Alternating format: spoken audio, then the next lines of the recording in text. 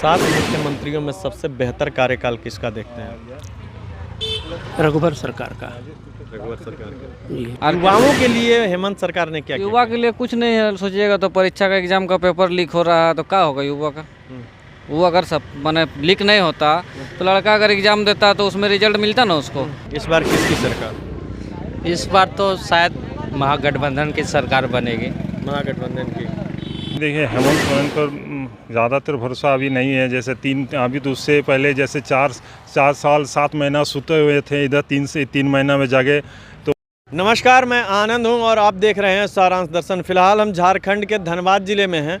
झारखंड विधानसभा का चुनाव भी जारी है और यहाँ पर सिंदरी विधानसभा है। सिंदरी विधानसभा है, 20 तारीख को यहाँ पे चुनाव होना है, जबकि 23 तारीख को यहाँ का रिजल्ट भी सामने आ जाएगा कि सिंदरी विधानसभा से विधायक कौन होगा और साथ ही साथ झारखंड का मुख्यमंत्री कौन होगा। झारखंड में विधानसभा का चुनाव जारी है और दोनों पार्टियां जो हैं, एक तरफ महागठबंधन और एक तरफ एनडीए गठबंधन, दोनों गठबंधन के तरफ से तरह तरह के लुभावने दावे किए जा रहे हैं कि जनता को ये चीज़ें मिलेंगी। जैसे 2-4 चीज़ें मैं बता देता हूँ। गोगो दीदी योजना के बारे में भारतीय जनता पार्टी ने भी कहा है अपने संकल्प पत्र में। साथ ही साथ हेमंत सोरेन जी ने ये कहा कि सभी माताओं बहनों को 50 साल से 18 साल की जो महिलाएं होंगी उनको 2500 रुपये देंगे। जैसे ही भारतीय जनता पार्टी ने अपना संकल्प पत्र जारी किया, उसके बाद से हेमंत सोरेन ने ये कहा कि वो 2100 देंगे तो हम 2500 देंगे। इसके पहले हेमंत सरकार के द्वारा बिजली फ्री करने की बात की गई थी। वादा दोनों पार्टियों की तरफ से किया जा रहा है। कितनी सच्चाई, किस पार्टी पर कितना भरोसा आपको? पार्टी, देखिए, हेमंत सोरेन पर ज़्यादातर भरोसा अभी नहीं है। जैसे अभी तो उससे पहले जैसे 4 साल 7 महीना सुते हुए थे, इधर 3 से 3 महीना में जागे। तो उतना दिन कहाँ थे। और 3 महीने जब इलेक्शन सामने आया तो 3 महीना में आप माने गोगो दीदी योजना या मैया योजना जो भी विचार किया, लेकिन आप इसके बाद 4 साल 7 महीना तो अभी उस समय तो नहीं थे। और हम यहाँ पर दोनों का टक्कर है। जैसे बीजेपी और महागठबंधन, यही दोनों में से कोई सीट निकाल सकता है। तो वो तो बात सही है आपकी कि वोट के बाद ये क्लियर हो जाएगा कि कौन सीट निकाल रहा है, लेकिन आपको भरोसा किस पे है? हमको बीजेपी पर भरोसा। बीजेपी पर। और भी युवा हैं यहाँ पे, बात करते हैं कि युवा जो है नरेंद्र मोदी युवाओं पे बहुत ज़्यादा ध्यान देते हैं। साथ ही साथ हेमंत सोरेन की जो सरकार रही है वो भी युवाओं के लिए बहुत सारी योजनाओं का लॉन्च किया है और युवाओं को फ़ायदा देने की बात, रोज़गार की बात की जाती है। सबसे बड़ी समस्या युवाओं के लिए है रोज़गार की। पढ़ लिख करके भी युवा जो है रोज़गार नहीं मिल पाता है, जिसके कारण कुछ न कुछ अपना जीविकोपार्जन के लिए कुछ न कुछ करता है। क्या नाम है भाई साहब? ओम प्रकाश निषाद। ओम प्रकाश निषाद, क्या कहेंगे? इस बार झारखंड में विधानसभा का चुनाव जारी है, तरह तरह के लुभावने वादे पार्टियों के द्वारा किए जा रहे हैं। इस बार किसकी सरकार? इस बार तो शायद महागठबंधन की सरकार बनेगी। महागठबंधन की। मुख्यमंत्री हेमंत सोरेन 5 साल रहे, क्या क्या विकास किया है उन्होंने? जैसे आप ये रोड देख रहे हैं, हम लोग जब से अपने याद में है ये रोड कभी हम लोग ने बनते हुए नहीं देखा था। गड्ढा, यहाँ से झरिया, हम लोग डस्ट खाते जाते थे, गड्ढा में 1 घंटा का रास्ता लगता था। अभी आप 5 मिनट में 10 मिनट में अब झरिया चल जा रहे हैं। युवाओं के लिए हेमंत सरकार ने क्या किया? युवा के लिए कुछ नहीं है। सोचिएगा तो परीक्षा का एग्जाम का पेपर लीक हो रहा है तो क्या होगा युवा का?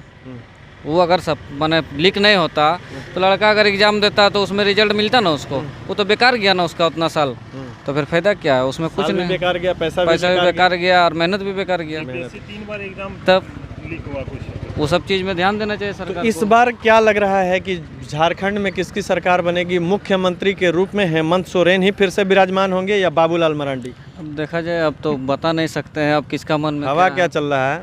हवा दोनों पार्टी का चल रहा है। एनडीए गठबंधन का भी चल रहा है, बीजेपी का भी चल रहा है। जनता बहुत चालाक हो गई है। पहले नेता चालाक हुआ करते थे, अब जनता चालाक हो गई है। खुल के कुछ नहीं बताते हैं। खुल के क्यों बताएंगे? बताइए। अच्छा, जो चल और रहा है मार्केट में वही ना बताएंगे। इस बार परिवर्तन होगा या वही सरकार रिपीट करेगी? देखिए, ये तो आने वाला वक्त ही बताएगा। हालांकि दोनों ओर से जोर शोर लगा हुआ है सबका, सब अपना अपना दांव पैंच लगा रहा है, समझ गए। तो सबसे बड़ी चीज़ ये होती है कि जो वर्तमान की सरकारें रही हैं वह जनता को कितना सुख पहुंचाई है, कितना लाभ पहुंचाई है, जनता की मूलभूत सुविधाओं से कितना झारखंड लैस हो चुका है और कितना करने की आवश्यकता है, उस हिसाब से भी आकलन करके लोग वोट देते हैं। देखिए, सबसे बड़ी बात क्या है कि जेएमएम इस इस मामले में फेल है। हाँ, जेएमएम का सरकार जो है इस प्रकार नहीं कर पा रही है। हालांकि झूठ का पुलिंदा भी दोनों तरफ से चल रहा है, लेकिन मेरे ख्याल से मेरा अपना जाति विचार है कि किसी भी प्रकार का जनता को प्रलोभन जो देते हैं कि हम ये 2100 रुपये देंगे, हम 2500 रुपये देंगे, ये एक तरह से राज्य को और सरकार को जो है धरातल की ओर ले जाएगा। वो मैंने समझे थे फ्री की रेवड़ियाँ बट रही है। जी हाँ, ये सब बहुत गलत चीज़ है। जब तक आपका सरकार में खजाना मजबूत नहीं रहेगा, आप देश को चला नहीं पाएगा, राज्य को चला नहीं पाइएगा। आप इधर एक तरफ से जो है सरकारी कर्मचारी को पेंशन बाकी है, उसको नहीं दे पा रहे हैं। बहुत से विभाग का ऐसी बात है जिसका कि पेमेंट नहीं हो चुका है, पेमेंट के लिए बकाया के लिए कर रहा है। इधर बिजली विभाग में बोल रहा है कि बिजली मुफ्त दिया जाएगा, और आज का पेपर ही उठा कर रख लीजिए, कल का पेपर उठा के देख लीजिए कितना का नाम शराब बिल आ गया। तो ये क्या है? एक तरफ दिखाता है चश्मा से कि हम आपको फ्री दे रहे हैं, और दूसरी तरफ उसको जो बंदूक ताने हुए कि दो नहीं तो धाँच से उड़ा देंगे। तो ये तो गलत बात है, ये राजनीति ठीक नहीं है, ये सब गलत राजनीति है। भारतीय जनता पार्टी ने इस बार 25 वर्ष झारखंड के पूरे हो गए हैं। जी हाँ। बिहार से अलग हुए जी 24वां वर्ष हालांकि चल रहा है, 2024 है। तो उसमें 25 वर्षों के पूरा होने पर भारतीय जनता पार्टी के द्वारा 25 संकल्प हैं। जी पहला संकल्प तो ये है कि गोगो दीदी योजना के तहत महिलाओं को 2100 रुपया हर महीने की 11 तारीख को दी जाएगी। दूसरा उसमें यह है कि मुखिया की सैलरी बढ़ा करके 5000 कर दी जाएगी। 5 लाख युवाओं को रोजगार देने की बात की जा रही है।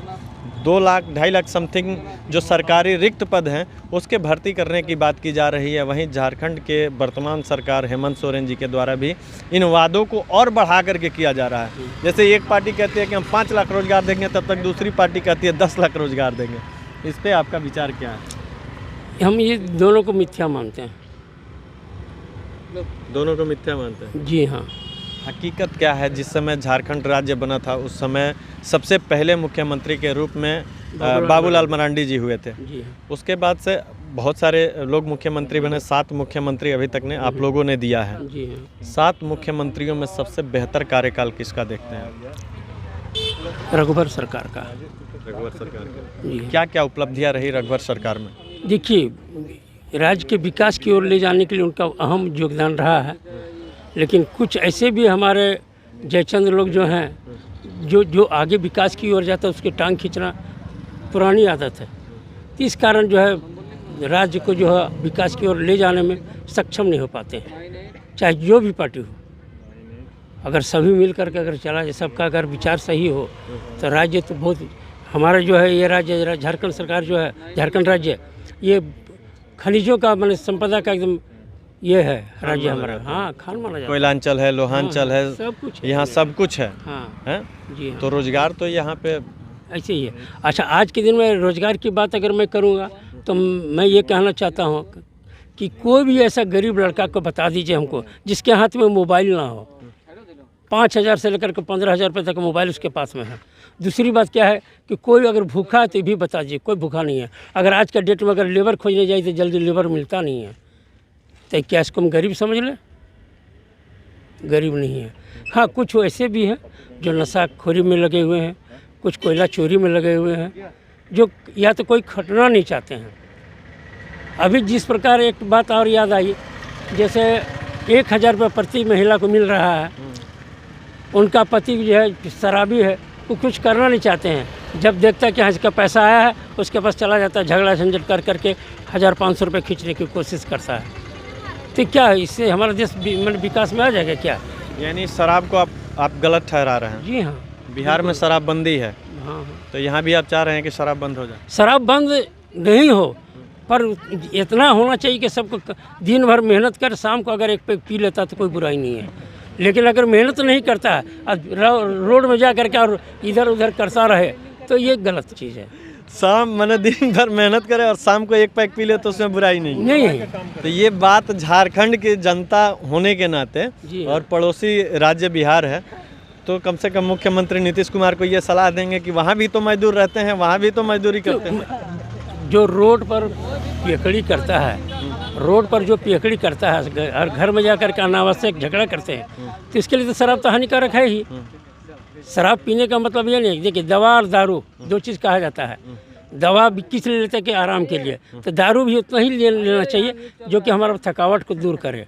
ये ना कि हम अपने घर में जाके झगड़ा करें, कल कच करें, ये नहीं होना चाहिए। पी करके आराम से सो जाना है, सो जाना है, एकदम झगड़ा झंझट नहीं करना है। नहीं करना है। अच्छा, आपने चाचा कहा कि आप बीजेपी से जी हैं, हाँ। ठीक है, अच्छी बात है कि बीजेपी से हैं या किसी अन्य पार्टी से हैं, मतलब उससे नहीं। जी हाँ। लेकिन बीजेपी का जब आपने कहा तो एक सवाल मेरे मन में ये आया कि हिंदू मुसलमान करने में बीजेपी वाले बहुत आगे रहते हैं। नहीं, ये गलत बात है, ये गलत बात है। क्यों? क्योंकि अभी सुन सुन लीजिए, योगी जी का कार्यक्रम था जी हाँ, जमशेदपुर में। जी हाँ, उन्होंने कहा कि अगर बटोगे तो कटोगे, जी हाँ, डिसाइड कर लो कि बटना है हाँ। या कटना है, जी। ठीक ना। तो अगर बटेंगे तो कटेंगे, तो ये क्या किस तरफ इसका इशारा अर्थ है, इसका अर्थ ये हुआ कि अब बांग्लादेश का हालात देख लीजिए। और दूसरी बात कि हमारे भी देश में, हमारे भारत में ही विपक्षी लोग कुछ ऐसे हैं जो खुल करके मैंने एक समुदाय का समर्थन करते हैं, ठीक है। लेकिन मेरा कहने का मतलब ये नहीं कि उनका समर्थन नहीं करो, करना ये है कि हिंदू मुस्लिम वही लोग मैंने उसकाते हैं कि हिंदू मुस्लिम किया जाए। हम इसको सपोर्ट करें, इसको अगर छुएगा तो हम पीटेंगे। बात को मतलब समझिए, यहाँ उसकाने वाली बात होती है। अगर एक मैंने वर्ग जो है, पहले भी तो हम लोग हिंदू यहाँ, हमारे यहाँ देखिए मुसलमान बहुत है, बलियापुर में है और सब जगह में है, लेकिन हम लोग शांति से हैं, कोई दिक्कत नहीं है। तो क्या आप मानते हैं कि ये हिंदू मुस्लिम का जो दंगा होता है या विवाद होता है, आपसी विवाद दो समुदायों के बीच में, ये नेताओं के द्वारा भड़काए गए बातों पे होता है? बिल्कुल बिल्कुल, एकदम बिल्कुल होता है, सही है। तेजस्वी प्रसाद यादव कह रहे हैं अगर मुसलमानों को किसी ने हाथ लगाया तो छोड़ेंगे नहीं, छोड़ेंगे नहीं, तो बीजेपी ईंट से ईंट बजा देंगे। तो बीजेपी वालों का क्या कहना है? मेरा कहने का मतलब है ये क्या है, उसकाने वाली बात है ये सब नहीं होना चाहिए। आप ये बताइए कि हाँ, अगर किसी भी समुदाय में, चाहे हिंदू समाज में हो चाहे मुस्लिम समाज में हो, अगर कोई अगर अपराधी है तो उसको सज़ा मिलना चाहिए, चाहे वो हिंदू हो चाहे मुसलमान हो। अपराधी अपराधी होता है। लालू यादव के दो सपूत हैं, तेज प्रताप यादव और तेजस्वी यादव। जी हाँ। एक कृष्ण भक्त हैं और दूसरा कह रहा है कि मुसलमानों को अगर किसी ने उंगली उठ किया तो ईंट से ईंट बजा देंगे। इस पे ये राजनीति है, ये एक घटिया राजनीति है।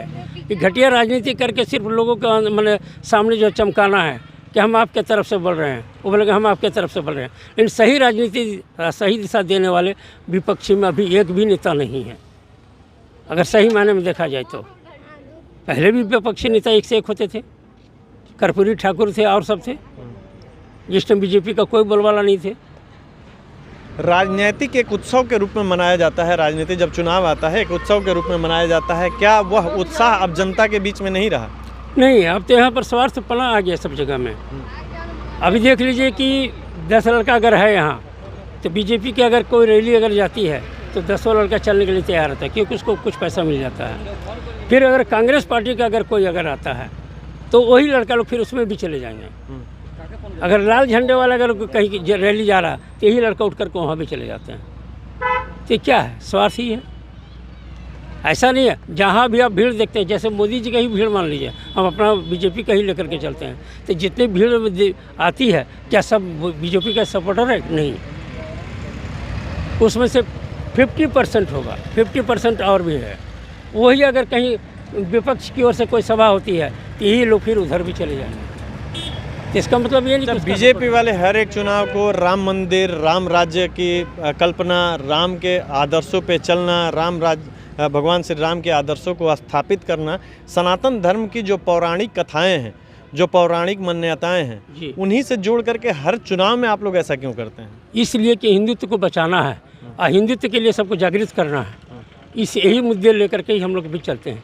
तो हिंदुत्व का ठेका क्या केवल बीजेपी को है? यही तो बात है, यही इसी बात को समझना चाहिए कि हर विपक्षी चाहे हिंदू है, उनको भी यही बात को समझना चाहिए। और हिंदू एकता बहुत ज़रूरी है। अगर हिंदू एकता नहीं रहा तो आने वाला समय में आने वाला जो पीढ़ी है वो बर्बाद हो जाएगा, तो फिर उसको संभालने वाला कोई नहीं रहेगा। इसलिए हिंदू को जागृत होना बहुत ज़रूरी है। तमाम बातें यहाँ पे हम कर रहे थे, दिलीप शाह जी से बातें कर रहे थे। हालांकि आगे देखना होगा कि किसकी सरकार झारखंड में बनती है। फिलहाल के लिए धन्यवाद। आप देख रहे थे सारांश दर्शन।